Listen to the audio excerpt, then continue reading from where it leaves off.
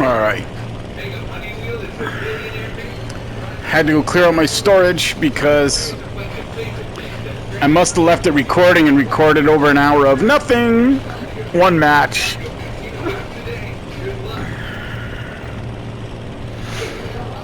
Wow, everybody's up high.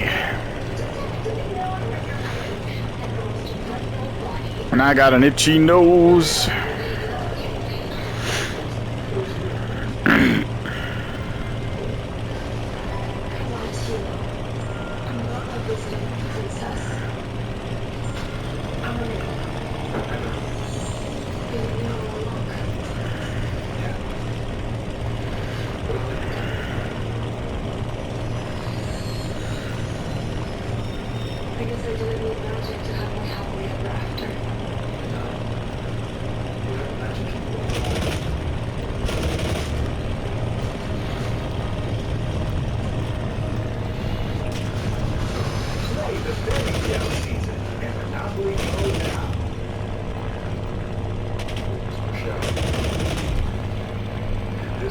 There's one. Where'd the other one go? There it is. Am I already leaking?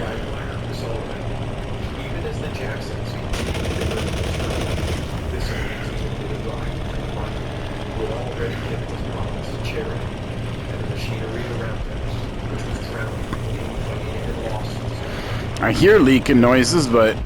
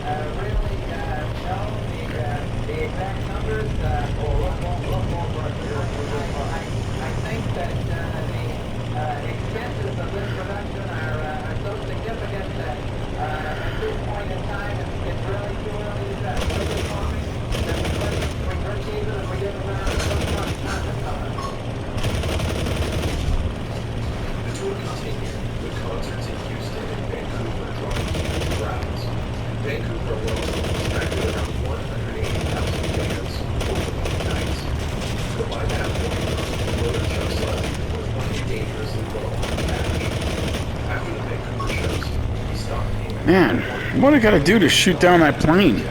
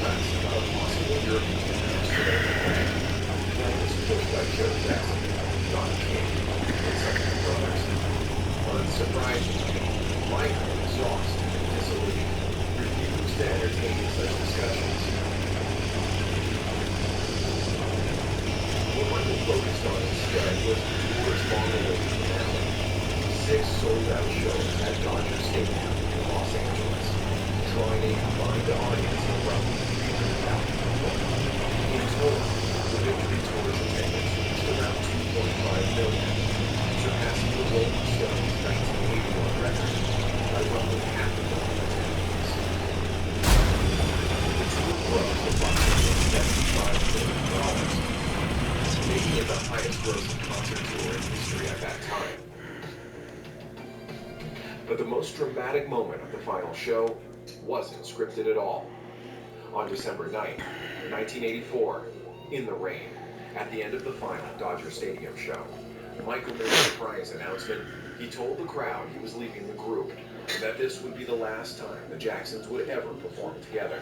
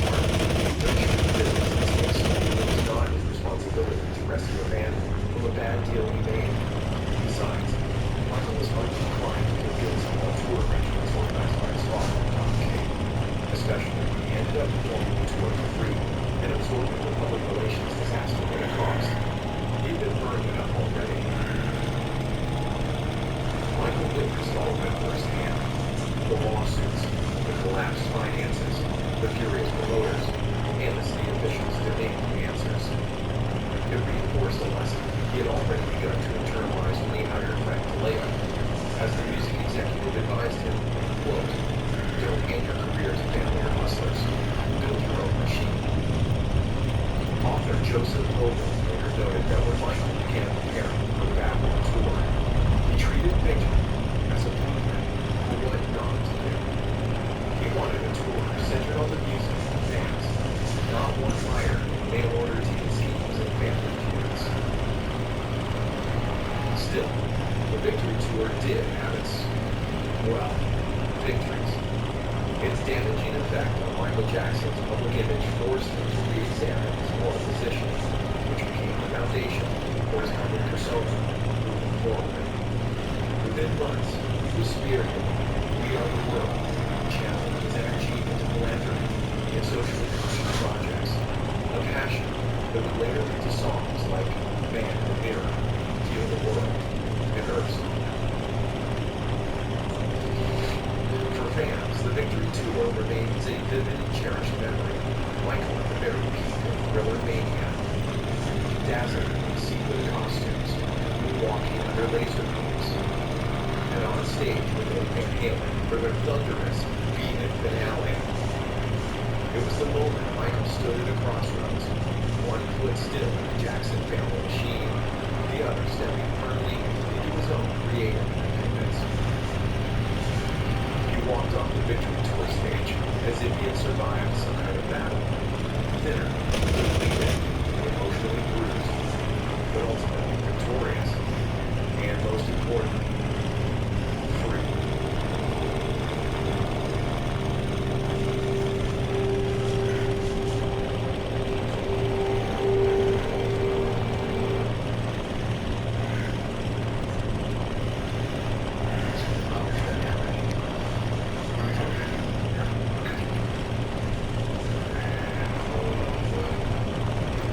What do you think we're talking about the click 20 years later? Well, my guess would be because now everyone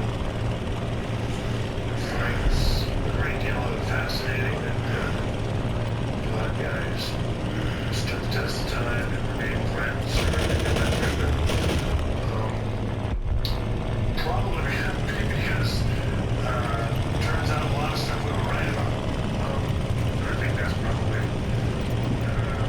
drives a lot of people nuts. Some people still don't want to admit it, but honestly, I think the biggest thing is that we're all still very close. It's great to recognize.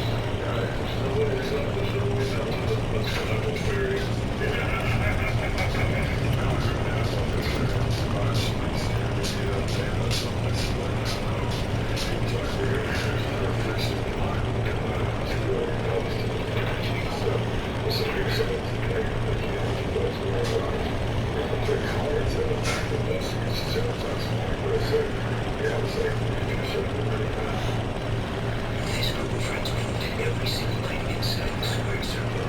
At one time, they were the best and the brightest that sports entertainment had to offer. But in some people's eyes, they did it at the expense of other superstars. They unabashedly did it their way. Guidelines and conventions Who's who out here?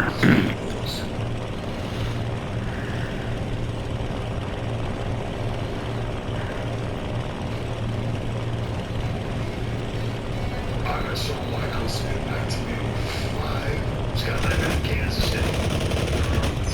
American version of video. It was bigger back there. It looked like a 300-pound jacked up PI. Like a PU. And then we got up again in AWA. You know, so we started getting trouble together. We can't get out till we got here. Until you get in trouble.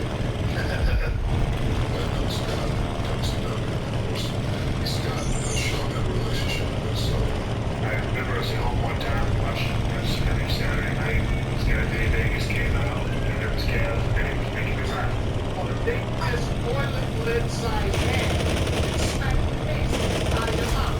I went to visit a man one day. This man was just like, I didn't see this guy on TV. You know, it's very cool. Big medical. Just walking out with me. Next to each other. We didn't know each other. We were like, Got too close. Too fucking close. I mean, how do you not think a guy like that? But ultimately, it's trust. He looks at you and goes, you know what, I trust you. And you're not by yourself. What do we do? That's all I tried to do. We just rode together. It was the three of us, and they were, you know, when I came in, they were real popular.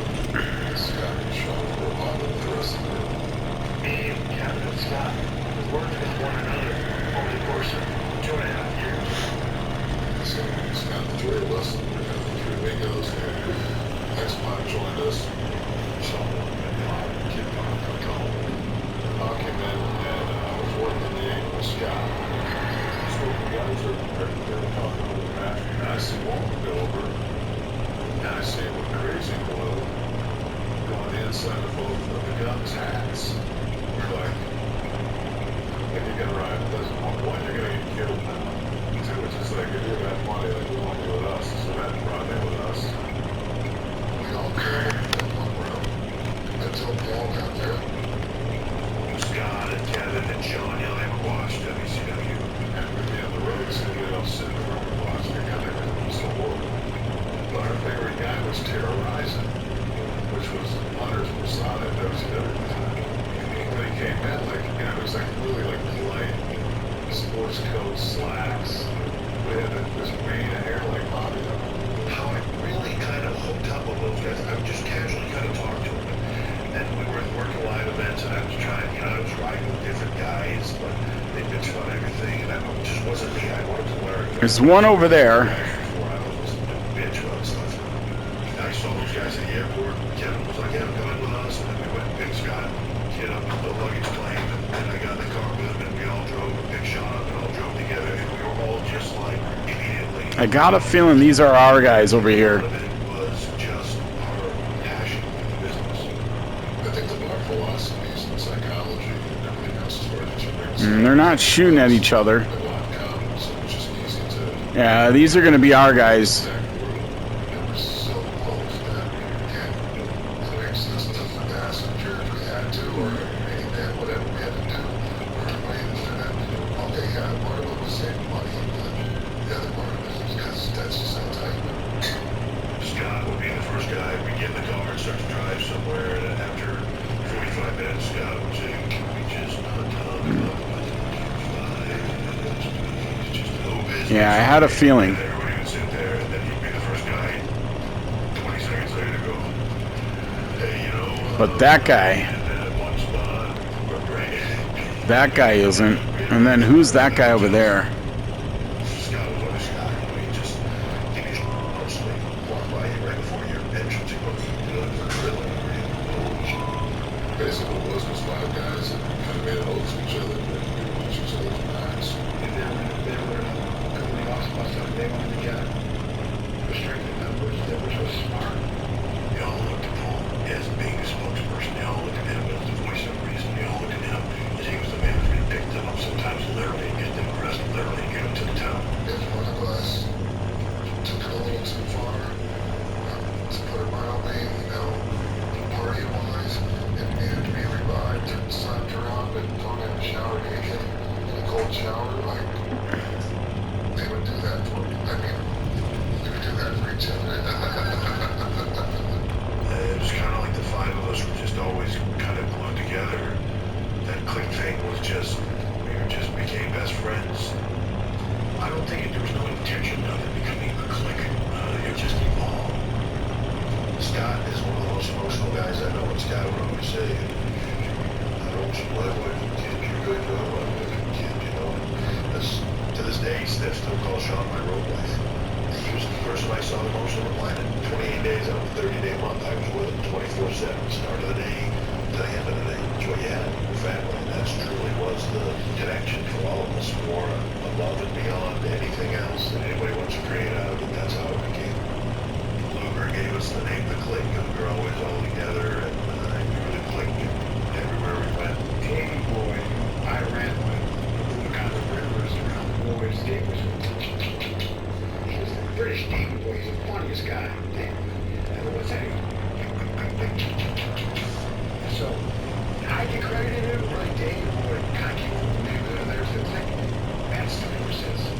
It started out as he said it jokingly, like, and then it became like, well, if they're going to give us a moniker, we'll make it a moniker. And what is the greatest force in professional wrestling today?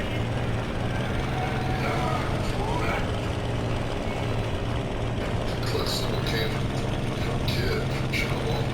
It's alright, there's a little here. And some of these guys, they threw it up and they filmed sign up.